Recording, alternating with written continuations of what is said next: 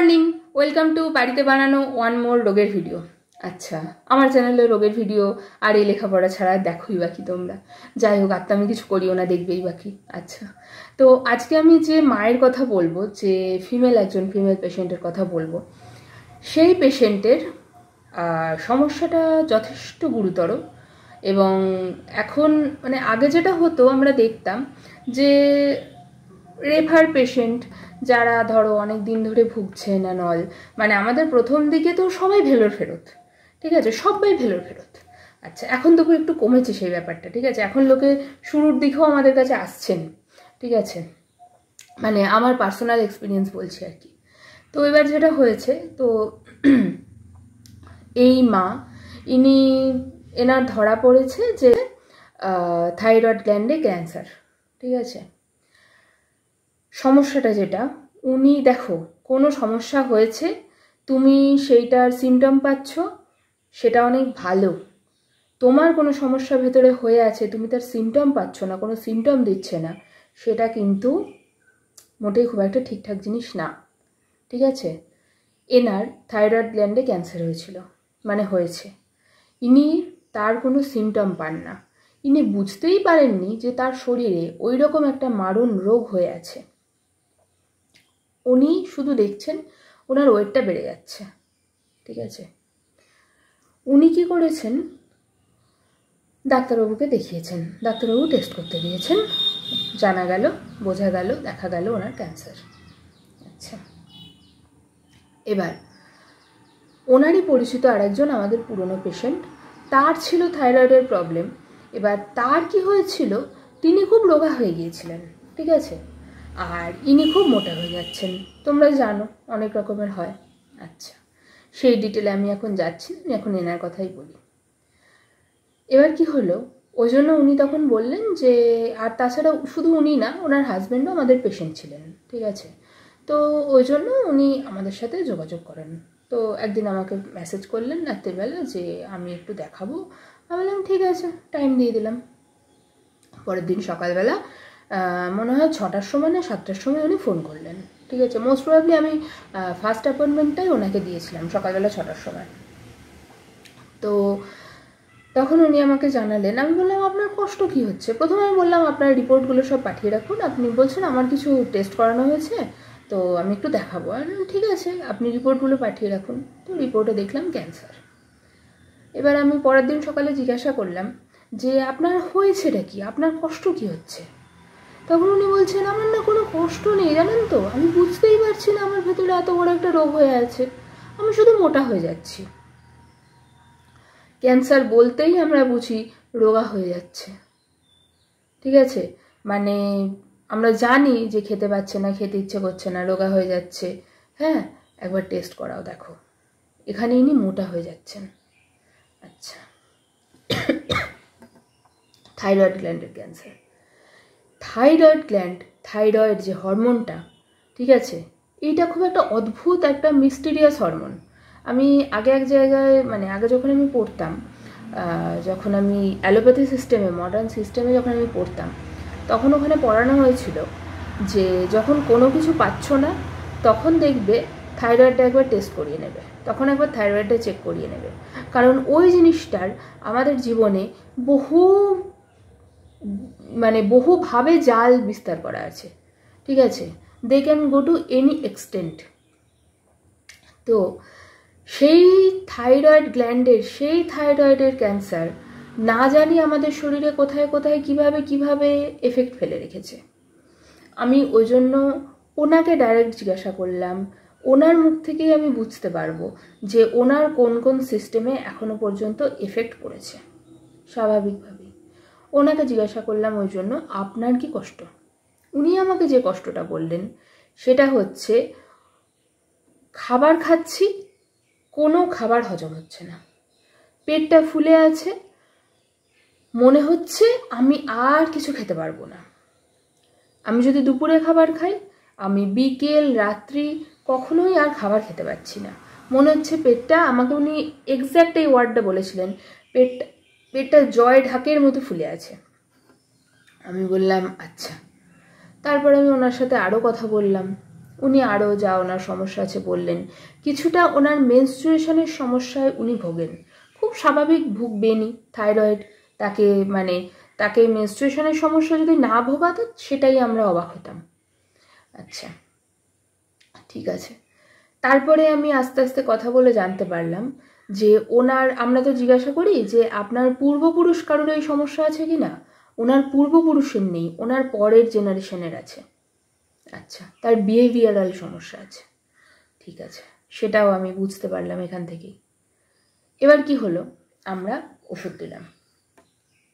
ওষুধ দেওয়ার পর যখন প্রথমে আমরা 15 দিন রিভিউ নিই না, কারণ ওষুধটাকেও তো কাজ করতে টাইম দিতে হবে বাবা। তারপরের সপ্তাহে আমি যোগাযোগ করলাম, আমি বললাম কেমন আছেন। উনি আমাকে দুটো কথা বললেন। প্রথম কথা বললেন, আমি না আগের থেকে অনেক ভালো আছি, আমি ফিল গুড, যে ব্যাপারটা আমার ফিলটা ভালো আসছে, ঠিক এই ওয়ার্ডগুলো বলেছেন। আমি ভালো আছি জানেন তো। তো আমি তোমাদের স্ক্রিনশটও দেখাতে পারি ওনার মেসেজের, তো দেখবো আমি, যদি না ডিলিট করে থাকি অবশ্যই তোমাদের দেখিয়ে দেব।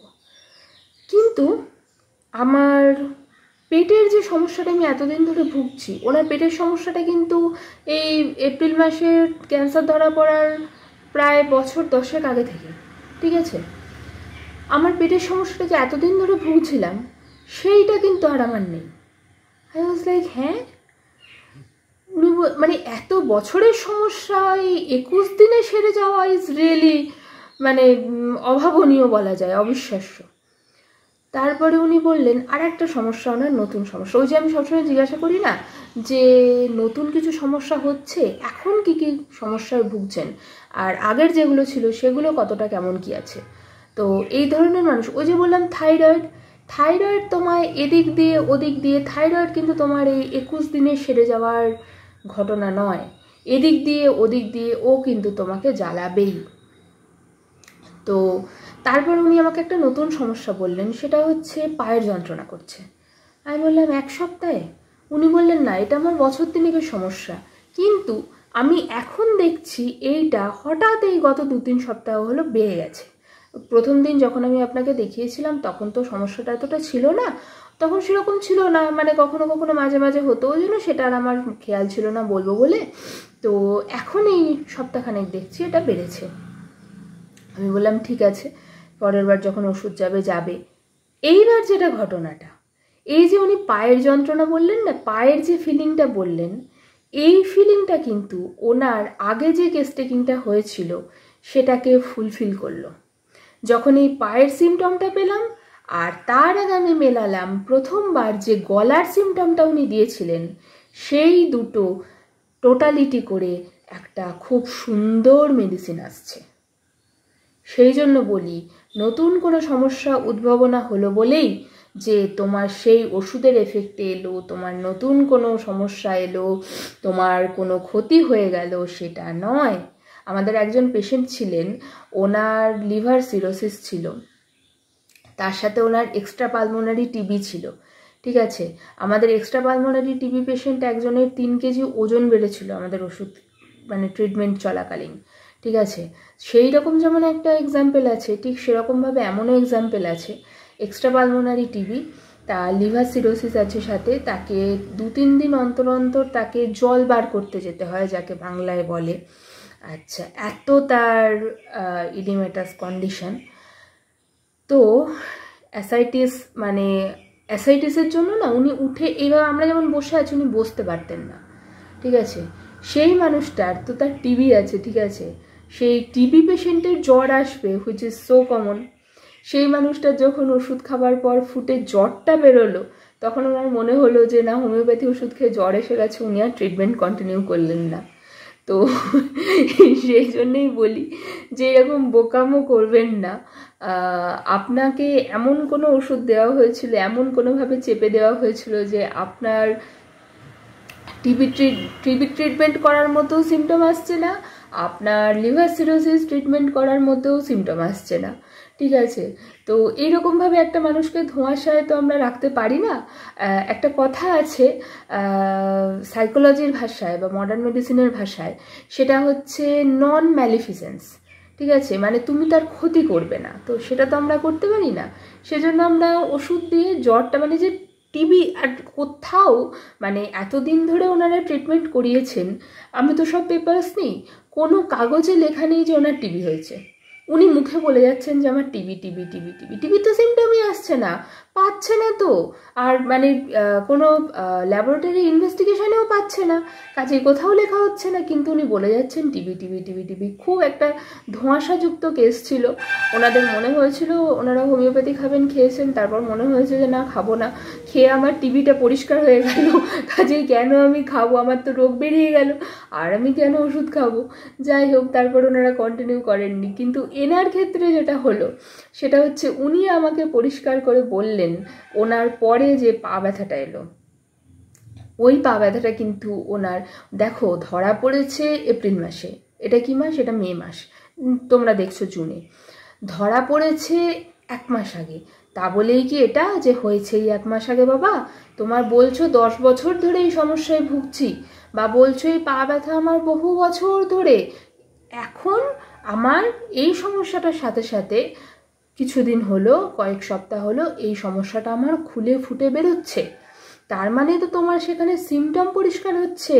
শোনো, যখন তোমার সিমটম পরিষ্কার হবে, জানবে, সেই ওষুধই তোমাকে সারাবে। যে তোমাকে বকে সেই তোমায় ভালোবাসে, সেই পারে, তারই ক্ষমতা আছে তোমার মুড ঠিক করার, যার ক্ষমতা তোমার মুড অফ করার আছে। ঠিক আছে? তো সেই জন্য সেই মা এখন খাচ্ছেন ওষুধ, ওনার বলছেন এই ডাইজেশনের আর কোনো সমস্যা নেই। আমি তখন বললাম যে ঠিক আছে, আপনার পা ব্যথার ওষুধও পাঠানো হবে।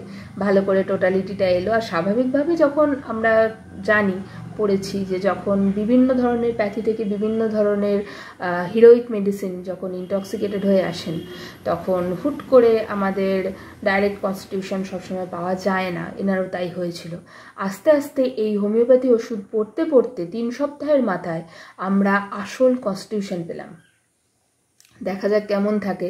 তোমরা প্রে করো যেন উনি ভালো থাকেন। ওনার একটা সমস্যা কমেছে বলেই তো আর এই নয় যে সমূলে নিপাত হয়ে গেছে।